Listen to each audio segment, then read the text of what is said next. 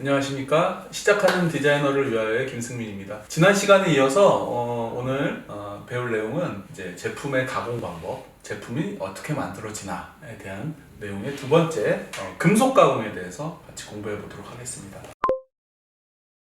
우리가 이제 대량 생산을 위한 가공에 대해서 이제 여러 가지 가공 방법에 대해서 지난번에는 간단하게 언급을 했고, 오늘은 크게 금속 가공 방법에 대해서 여러 가지 방법의 금속을 어떻게 가공할 수 있는 대량 생산, 양산 방법. 근데 오늘 배울 내용은 양산, 자동차 부품이라든지 아니면은 여러 가지 기계 부품을 만드는 방법, 그리고 우리가 디자인했을 때 그 결과를 어떻게 만드는지에 대한 방법을 주로 보도록 하겠습니다.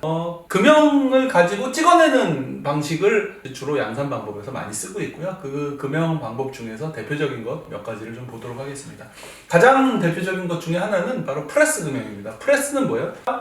펀치로 이 스티리퍼가 이제 잡아준 재료를 탁 찍어내는 거죠. 그래서 찍어서 그 틀대로 찍어내는, 틀은 바로 다이죠. 그래서 프레스 가공으로 만들어내는 금형이 바로 프레스 금형이고요. 금속 판재를 강력한 힘으로 이제 눌러가지고 그 모양을 가공하는 거죠. 그래서 부품을 크게 세 가지로 볼 수 있어요. 펀치, 위에서 강한 힘으로 눌러가지고 모양을 만들어주는 펀치, 그리고 우리가 만드는 재료를 이렇게 움직이거나 강한 힘으로 눌렀을 때 그게 튀어나가거나 빠지거나 움직이면 안 되겠죠. 그래서 제품을 눌러서 지지하는 스트리퍼, 그리고 아래쪽 부분의 모양의 틀을 잡아주는, 그리고 이제 어떤 아래쪽 모양의 형태를 표현해주는 다이로 나뉩니다. 그래서 펀치, 스트리퍼, 다이 세 가지의 부품으로 나뉘고요. 그래서 우리가 이제 보시면 이런 형상을 만들 때 이러한 피어싱과 어떤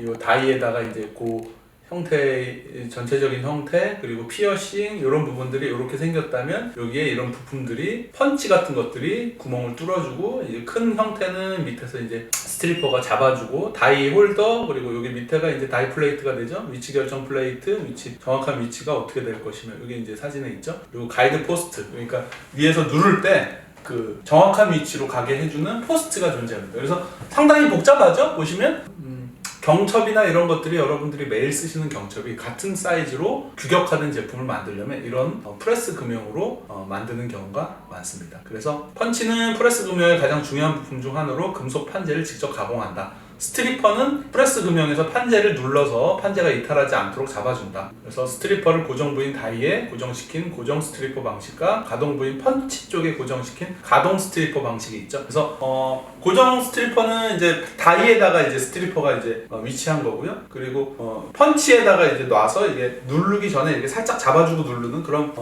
방식이 있죠. 그래서 가동 스트리퍼 방식이 치수가 안정되어 있어서 정밀한 금형에 사용된다. 그러니까 스트리퍼가 이렇게 막 고정돼 있어서 이게 이렇게 이 판재가 이제 위에서 살짝 놓을 수 있는데, 놀지 않게 판재가 들어가면 위에서 그 가동 스트리퍼 이렇게 딱 잡아주고선 꽉 눌러주면은 아주 정밀하게 금형을 찍어낼 수가 있다라고 얘기하고 있고요. 다이는 그 펀치와 함께 재료를, 이제 펀치가 위쪽 부분을 만든다면 다이는 아래쪽 부분을 맡겠죠. 그래서 전단 가공의 경우 펀치와 다이 간의 간격이 중요하게 여겨지며 이 간격을 잘 조절하면 이상적인 전단면을 얻을 수 있다. 그래서 전단 가공 이렇게 해서 찍어서 이 내용을 이렇게 분리시켜가지고 내는 경우에는 클리어런스가 뭐냐면 펀치하고 누르는 부분하고 밑에 부분에 그 어느 정도의 이 사이의 어느 정도의 간격을 두고선 누르면 깨끗하게 잘리는지가 결정이 됩니다. 그래서 그 간격을 조절하는 게 굉장히 중요하다라고 얘기하고 있죠. 여기 보시면 전단 가공된 것들을 볼 수 있죠. 그래서 대부분의 부품들은 한 번에 나오지 않고요. 좀 복잡한, 여기 보시면 굉장히 복잡하게 한 번 눌러서 끝나는 게 아니라 그 안에서 구멍도 뚫고 꺾기도 하고 이렇게 되는데, 대부분은 다 이런 복잡한 이 부품들을 만들기 위해서는 한 번에 끝나는 것보다는 복합적인 가공을 거치는 경우도 많습니다. 전단 가공 같은 경우에는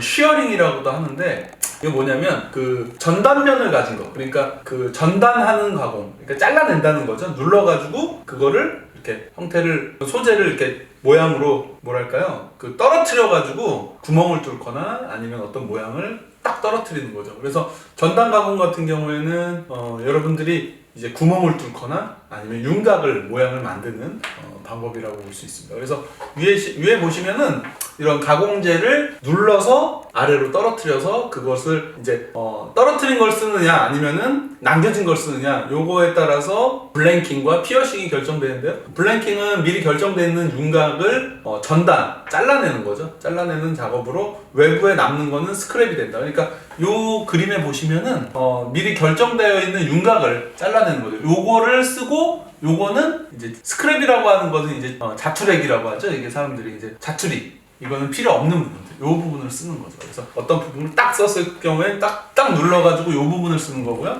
그리고 피어싱이라고 하는 건 뭐냐면 여기를 딱 눌러서 여기 구멍을 뚫어가지고 여기를 없애고 요 부분을 쓰고 이 부분은 이제 떼어낸 부분들, 요 부분은 이제 필요가 없는 거죠. 그래서 클리어런스가 중요하다. 뭔 얘기냐?